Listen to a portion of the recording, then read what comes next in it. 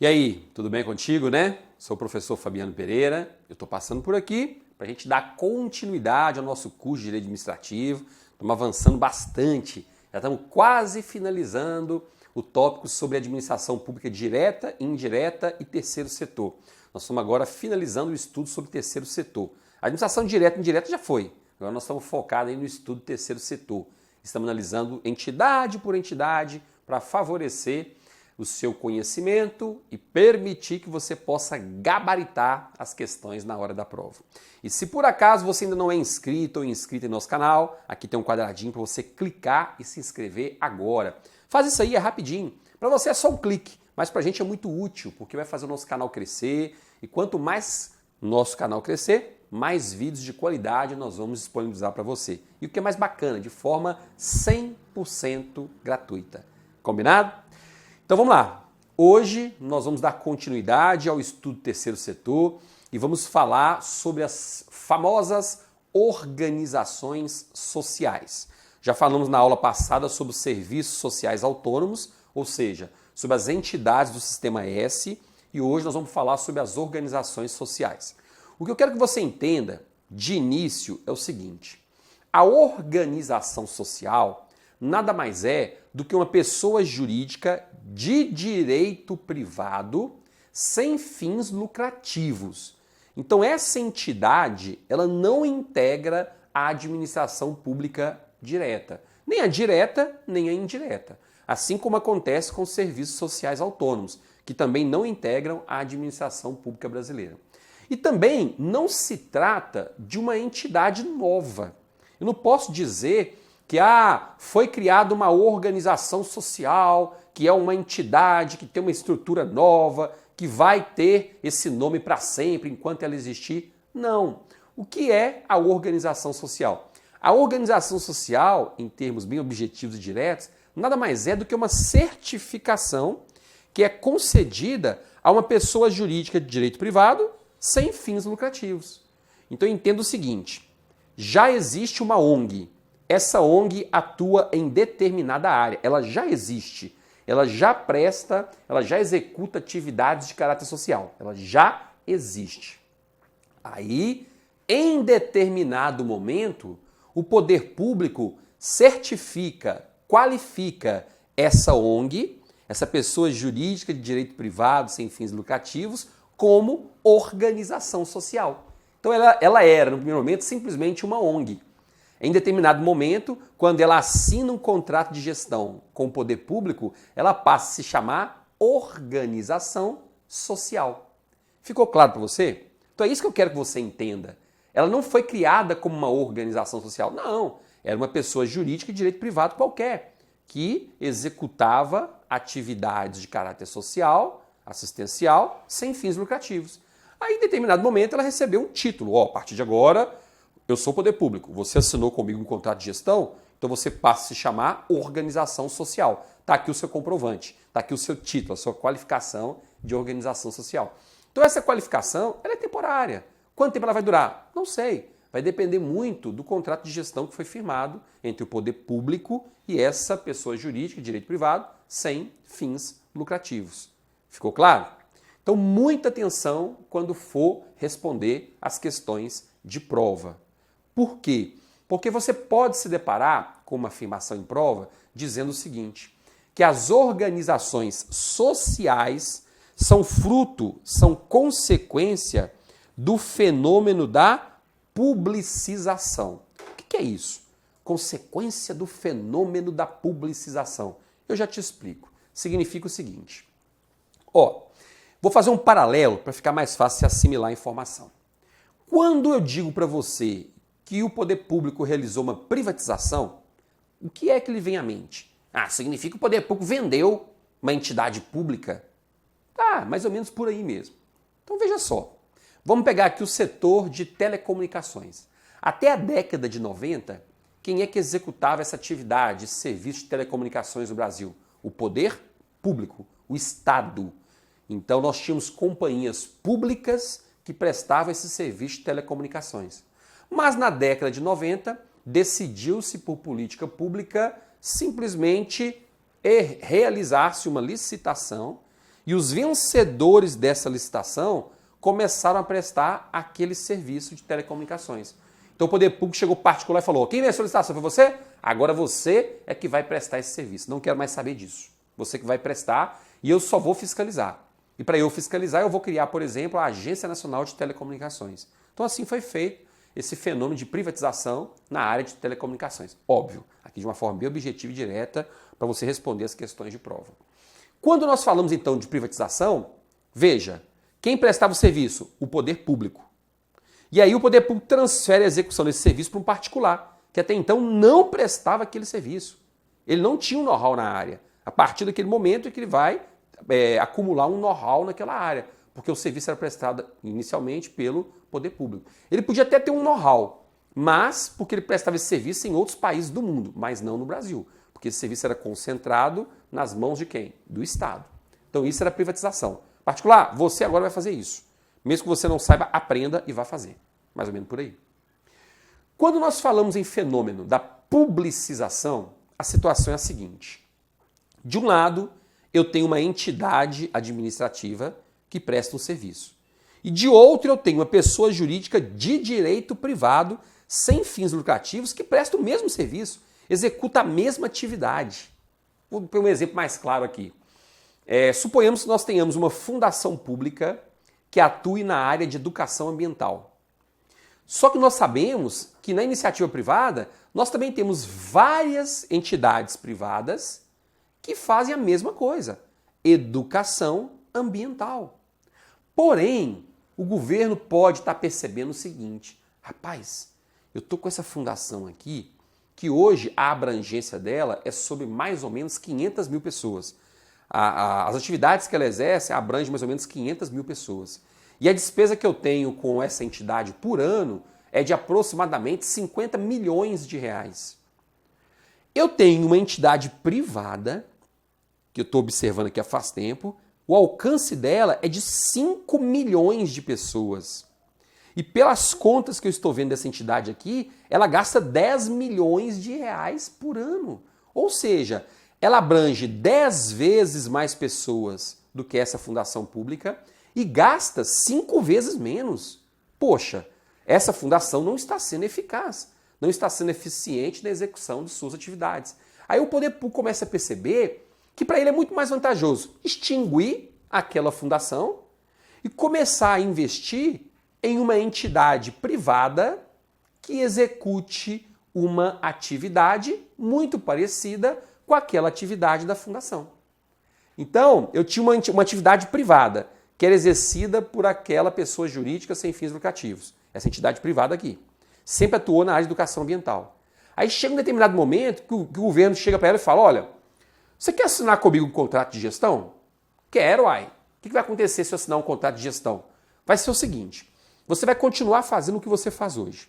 Mas aí eu vou lhe emprestar, eu vou lhe ceder veículos, eu vou lhe ceder servidores públicos, eu vou lhe transferir uma quantidade X de recursos por ano para você continuar executando as suas atividades.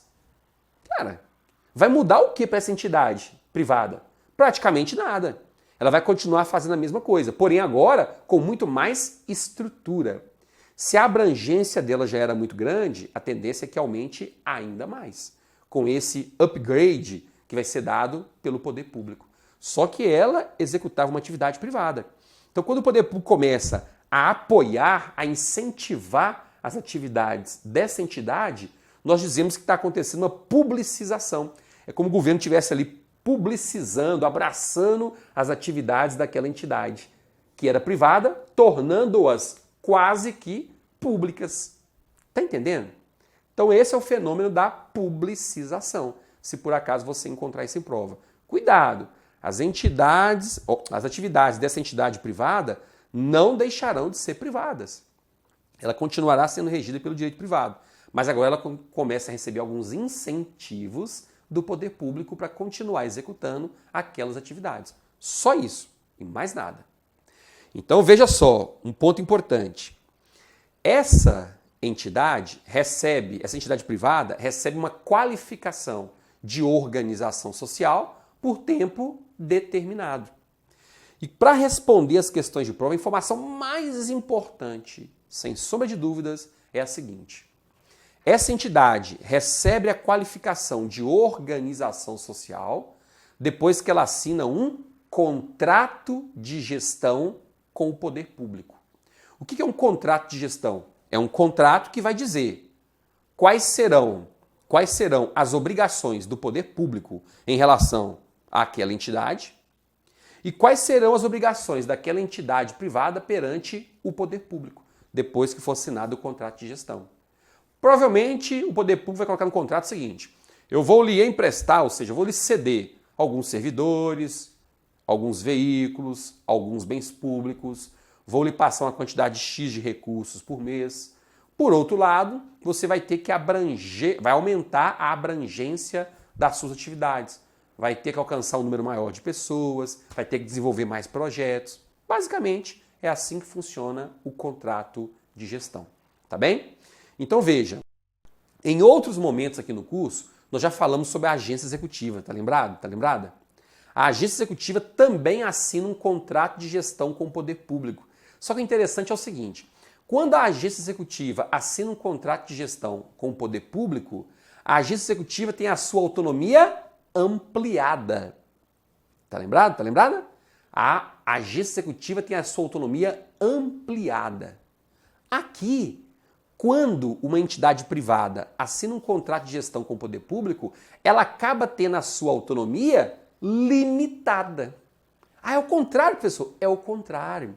Por quê? Porque aquela entidade privada, até então, ela não precisava fazer licitação, ela não precisava prestar contas dos recursos que recebia, porque eram todos privados. Agora não. Agora ela tem uma certa liberdade, autonomia? Tem. Mas tem que prestar contas para o Tribunal de Contas da União, tem que fazer licitação dos recursos que recebe diretamente para contratar para adquirir determinados bens. Tá entendendo? Então a autonomia dela acabou sendo limitada nesse sentido. E aí é óbvio que as bancas de concurso, vira e mexe, exploram esse tema, essa diferenciação. A agência executiva, quando assina um contrato de gestão, a autonomia é ampliada. Na organização social, a autonomia da entidade privada é limitada. Tá bem? E olha, onde é que nós vamos encontrar uma regulamentação para as organizações sociais? Na Lei 9.637/98. Conceitozinho básico para você guardar aí.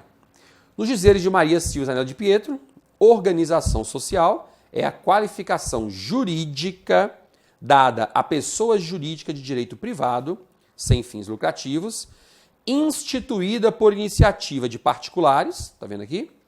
E que recebe delegação do poder público mediante um contrato de gestão para desempenhar um serviço público de natureza social.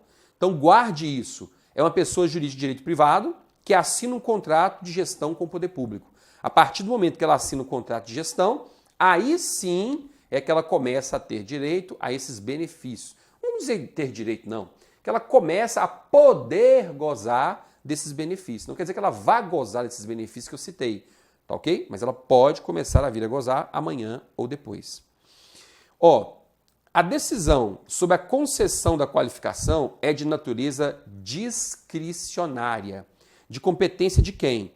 Do ministério responsável pela área de atuação da entidade, o que justifica o número reduzido de organizações sociais atualmente existentes. Aqui é importante você guardar. Olha, e a banca gosta muito de cobrar isso aqui, tá?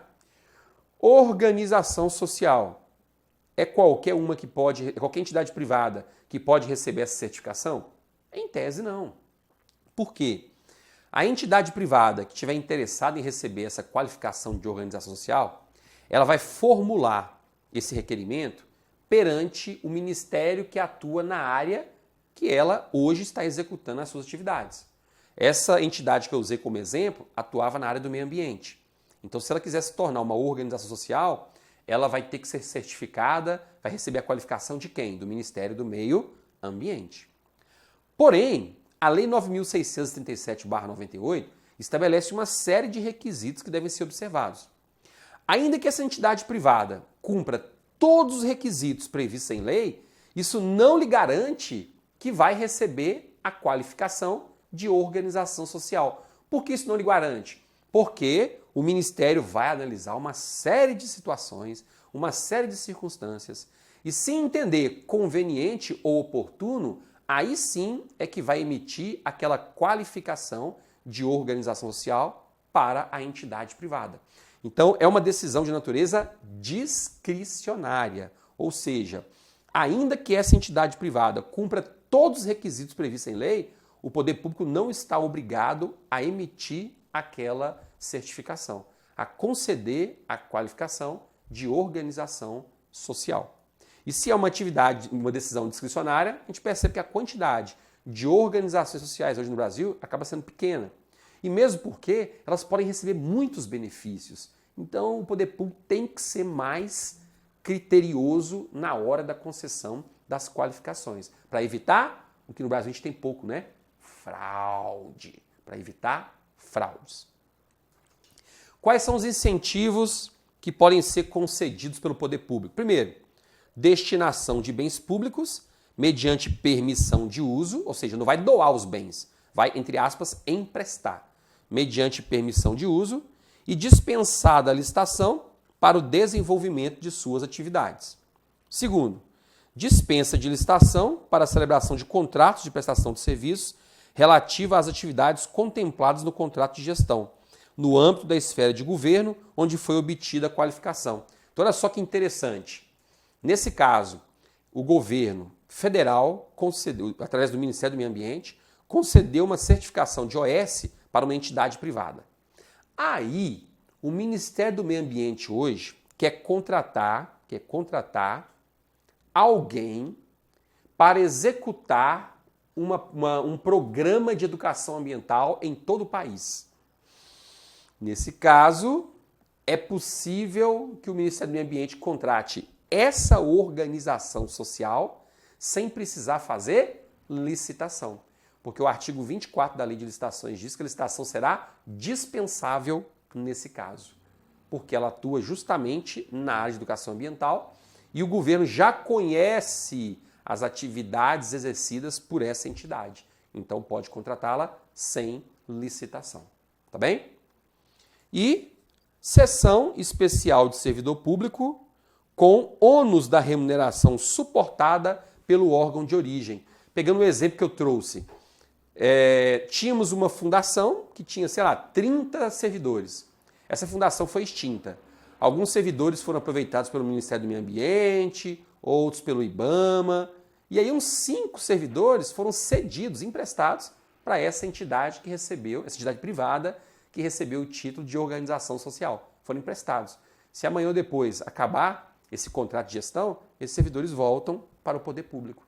Enquanto eles estiverem trabalhando naquela entidade privada, quem é que paga a remuneração deles? O órgão de origem, ou seja, o poder público, a União, que vai pagar a remuneração. Tá vendo? Por isso é que nós dizemos que as organizações sociais, elas são muito íntimas do poder público, muito íntimas do governo, porque acabam recebendo uma quantidade muito grande de incentivos, de benefícios por parte do poder público. Ok? E aí? Preparado ou preparada para gabaritar todas as questões de prova sobre o assunto? Se você guardou aqui que elas recebem essa qualificação por meio de um contrato de gestão e que a concessão dessa qualificação é de natureza discricionária, você já resolve aí uns 60% das questões sobre o tema. Tá claro? Gostou do assunto? Gostou das informações? Então dê o seu joinha, compartilhe com seus amigos aí nas redes sociais, porque isso vai fazer o nosso canal crescer cada vez mais. E quanto mais crescer, mais presente eu estaria aqui para a gente trocar uma ideia bacana sobre o direito administrativo. Combinado? Bons estudos e até a próxima. Tchauzinho.